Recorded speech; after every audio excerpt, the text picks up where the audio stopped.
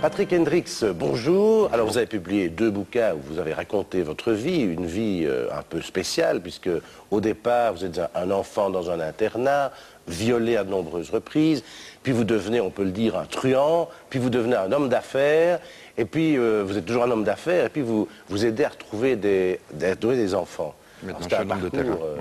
C'est un parcours hors norme, ça, romanesque. C'est un parcours particulier, mais c'est le mien, et je sais que c'est souvent difficile à croire et s'imaginer par où je suis passé finalement, et pourquoi je suis encore en vie aujourd'hui. Mais bon, on peut pas non plus renier ce qu'on a vécu. Oui, alors à 22 ans, vous gagnez, écrivez-vous, plus que tous les jeunes de votre âge. Ben oui, à 22 ans, je gagne à peu près, à l'époque, 2 millions de francs belges par semaine, dans le monde du banditisme. Et voilà, je pouvais absolument tout me permettre. Alors, on sent en lisant vos livres que vous avez une sorte de haine de la race humaine à ce moment-là. Vous dites d'ailleurs, je me calme à la haine. Mais je pense que je l'ai toujours un petit peu, bien que j'ai énormément de respect pour la vie, qui pour moi là, est une priorité.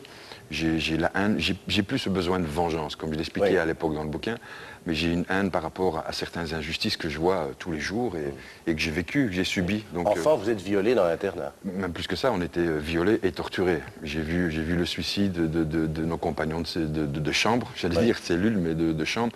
J'ai vu des gosses à 9 ans se suicider en s'éclatant la tête sur un mur. Oui. Et puis la prison, vous décrivez aussi la prison comme un monde vraiment terrible. On ne peut pas avoir de faiblesse. Hein. Non, parce que le moindre signe de faiblesse, forcément, ça se paye cash. Oui. Et alors, ce qui est étonnant, vous êtes en prison, et il y a un gardien qui vous dit, bon, là, il y a un pédophile, si tu veux, tu peux le tuer, on ferme les yeux. Mais je pense que dans mon parcours, c'est ce qui me sidère le plus, c'est qu'à un certain moment, on me met forcément dans un établissement pénitentiaire, la prison, pour payer des fautes que je reconnais avoir commis. Et là, on me donne un passe-droit pour tuer et pour assouvir un besoin de vengeance. Donc à ce moment-là, il y a une certaine logique qui ne fonctionne plus. Et comme je m'estime à ce moment-là avoir le droit de vie ou de mort par rapport à mon vécu, ben voilà, j'abonde dans le sens et malheureusement, je franchis le mauvais pas.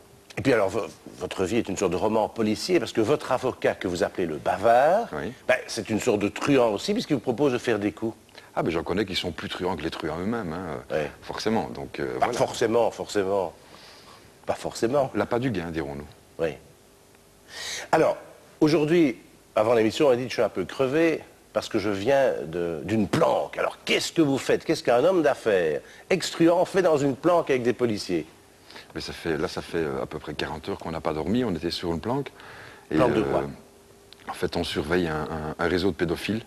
En Belgique? En Belgique, avec de gros soupçons de films pédophiles et torture d'enfants. Donc voilà. Pourquoi est-ce qu'on vient vous chercher, vous? Je suis un petit peu marginal, puisque je travaille en collaboration avec la justice. Toutes mes informations terminent sur un bureau de la police fédérale, puisque je ne suis ni un justicier ni un Robin des Bois. J'estime faire... J'ai fait mes choix à un certain moment de ma vie, et voilà. Mais pourquoi ce combat-là? C'est pour se venger de ce que vous appelez l'école du cul défoncé de votre jeunesse? Mais, oui et non, mais je ne sais même pas si c'est un besoin de vengeance, parce que j'ai cette intelligence d'avoir compris aujourd'hui que de toute façon, arrêter ce fléau, c'est impossible, on n'a aucune chance. Donc je me dis, si moi j'essaie déjà de faire un petit pas, ce sera déjà pas mal. Et c'est vrai qu'au départ, il y avait l'esprit de vengeance, mais qui a très vite été absorbé par ce moment phénoménal d'émotion quand on ramène un enfant à ses parents.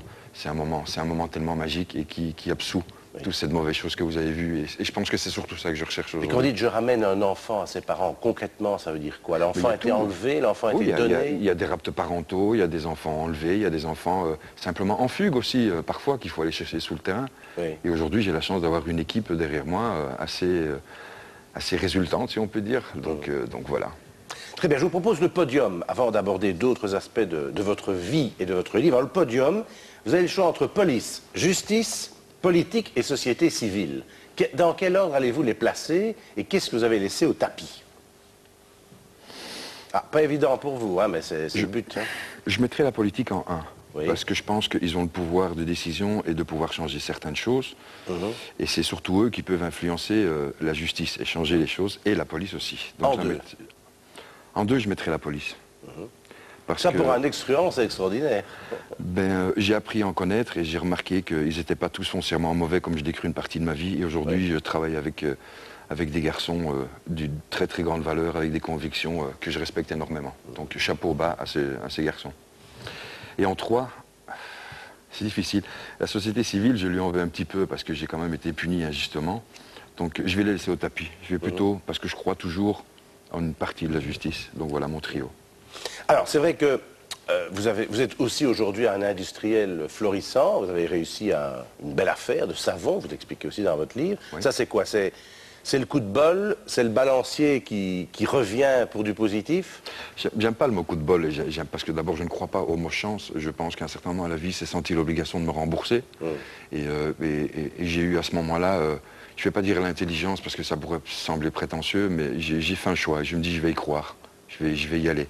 Et là, au moment où j'étais le plus bas de ma vie, ben, le fait de pouvoir s'accrocher à quelque chose, de croire en quelque chose, et bien voilà, c'est parti. Et aujourd'hui, ça continue à nourrir ma famille, ça continue à payer mes actions. Parce que ce que vous devez savoir, c'est que j'ai jamais demandé d'argent à qui que ce soit, sûrement pas aux parents. Et que pour ramener un enfant ou retrouver un enfant, c'est une fourchette entre 10 000 et 25 000 euros. Absolument payé par mois. Alors, dans vos livres, vous expliquez un passage horrible, monstrueux. Vous découvrez une cassette où il y a un Snuff-Movie. On achète. Oui. C'est-à-dire une petite fille qui est mise à mort. Oui. On a beaucoup de peine à croire que ça existe. Mais vous savez, on me pose souvent la question, et ma réponse restera constamment la même, c'est finalement, c'est pas ce qu'on voit sur le film qui a de l'importance. La vraie question qu'il faut se poser, c'est pourquoi et comment y a-t-il des gens qui achètent des cassettes pareilles? Une cassette comme ça varie entre 25 000 et 50 000 euros. Donc c'est déjà pas forcément un petit ouvrier qui a les moyens de se l'offrir. C'est déjà quelqu'un qui a des capacités financières. De deux, est-ce que c'est vrai ou pas qu'on la met à mort? Ça devient presque secondaire. La question c'est de savoir qu'est-ce qui se passe dans la tête de ces gens, le plaisir de payer pour regarder ça. Mais ça se passe pas en Belgique, quand même. Il y en a, je pense qu'il y en a certaines qui ont été tournées. Certains de ça. Oui. Oui, parce qu'on reconnaît. En fait, une fois qu'on a un petit peu d'expérience, on ne regarde plus la mise à mort en elle-même, on regarde les détails environnants. Donc on commence à se faire une petite bibliothèque d'endroits, de lieux, d'objets surtout. Et c'est quand même assez sidérant de retrouver pas mal de choses dans d'autres Snuff-Movies. Snuff-Movies qui sont aujourd'hui disponibles sur des sites internet. Oui. Alors, avant l'émission, on m'avait dit c'est très facile d'avoir une petite fille pour une somme d'argent aujourd'hui. C'est monstrueux. Aujourd'hui, vous payez 4 500 euros sur un site internet et dans les 24 heures, on vous livre une petite fille chez vous à la maison et vous en faites ce que vous voulez. Libre à vous d'imaginer. Oui. Et il n'y a pas de, il n'y a pas de contrôle. Et ça vient quoi? Ça vient des pays de l'Est? Ça se passe dans les pays de l'Est? Oui, actuellement, c'est vrai qu'ils ont pris le pouvoir sur l'Amérique du Sud. D'abord parce qu'il y a le transport terrestre qui est beaucoup plus facile que par la voie marine ou aérienne. Et les prix surtout, il y a un bradage de prix qui est époustouflant par rapport à ces pays-là.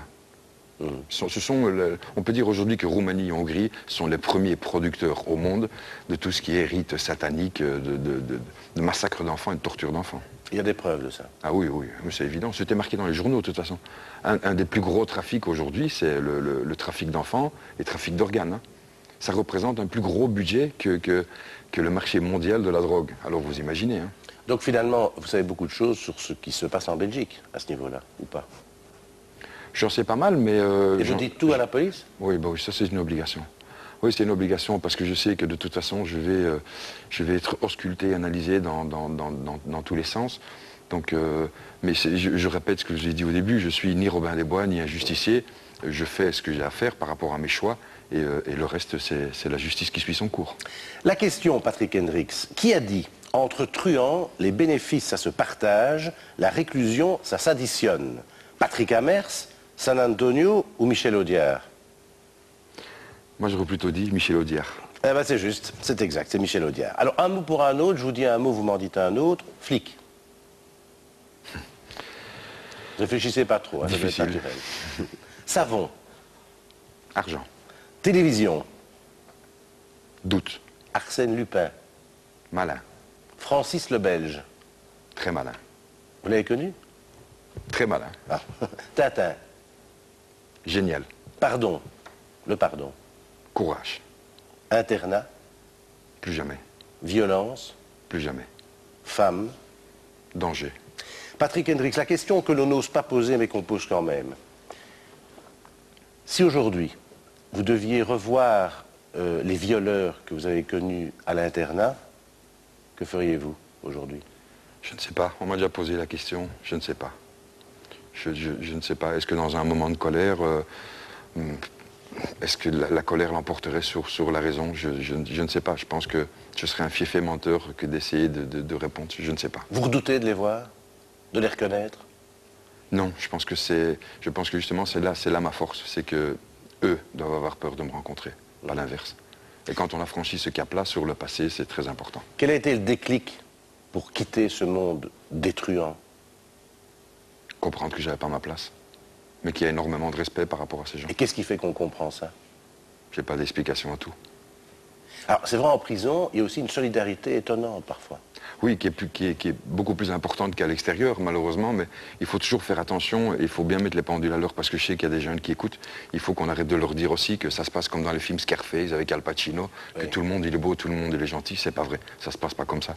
Il faut à un certain moment pouvoir oser le dire. Mais c'est vrai qu'il y a une certaine solidarité et fraternité dans le monde carcéral qui fait qu'on ait ce courage de rester en vie parce que parfois les matons et la direction vont tellement fort dans la punition qu'on a vraiment envie que ça s'arrête.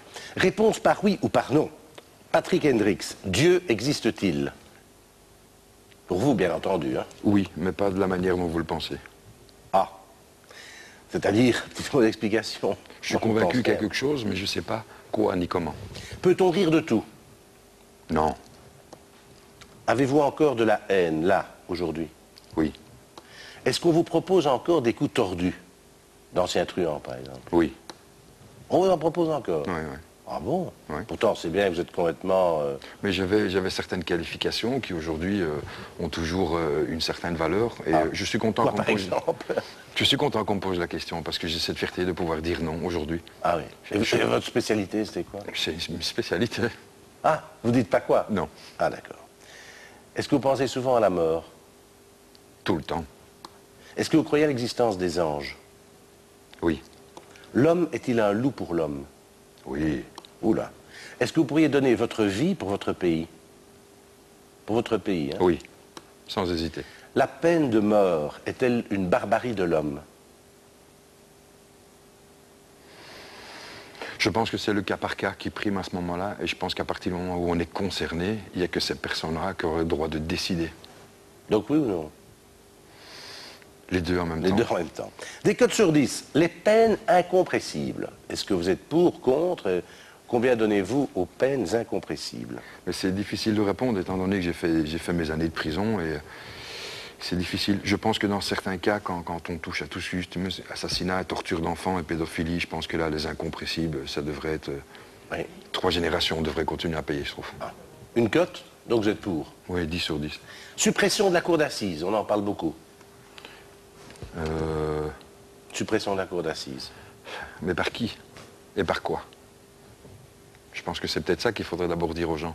C'est bien de supprimer les choses, mais si on met les mêmes dans une autre pièce, ça ne fait que recommencer. Un jury populaire qui serait remplacé par un jury de professionnels. Je pense pas que... J'ai encore discuté, c'est bien que vous me posiez la question, parce que j'ai encore discuté dernièrement avec quelqu'un qui a été justement jury.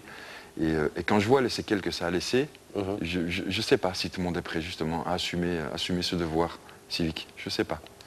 Je mettrais 5 sur 10. Ok. Le bracelet électronique? Non. 0 sur 10. 0? Ah, oula, carrément. Pourquoi? Ben, on en a discuté il n'y a pas longtemps sur le même plateau et j'ai un de mes garçons qui le subit après 7 ans. Il a refait sa vie, il s'est marié, il a trouvé du travail et il a tout perdu pour un bracelet électronique, 7 ans plus tard. Peines alternatives? Oui, mais sous certaines conditions. Je mettrais du 7 sur 10 simplement parce que c'est une tentative, c'est un début de solution. Mais je pense que les jeunes que je côtoie et d'autres, ça ne va pas les faire réfléchir de nettoyer un banc public et d'enlever des poubelles. C'est pas ça, c'est pas le bon truc. Alors, votre livre Parole donnée va devenir un film. Il paraît que c'est Jean Reno qui va jouer votre rôle. Ouais, il paraît, ouais. Il vous ressemble un peu? Mais je pense qu'on a déjà la stature. Oui. On n'a peut-être pas la gueule, comme on dit dans ce métier, mais... Vous l'avez rencontré? Non. Non? Ça va être bizarre de vous retrouver comme ça dans un film joué par Jean Reno. Mais les Japonais ont déjà fait un film de 18 minutes pour une émission de TV. Oui. Et c'est vrai que c'est déstabilisant de voir son histoire comme ça, sur grand écran. Donc je ne sais pas. Je ne sais pas si j'irai voir sur place. Ils m'ont demandé d'être conseiller.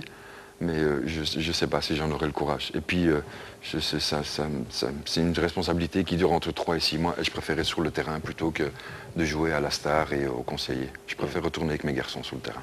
Oui. On termine par les phrases à achever. Première phrase.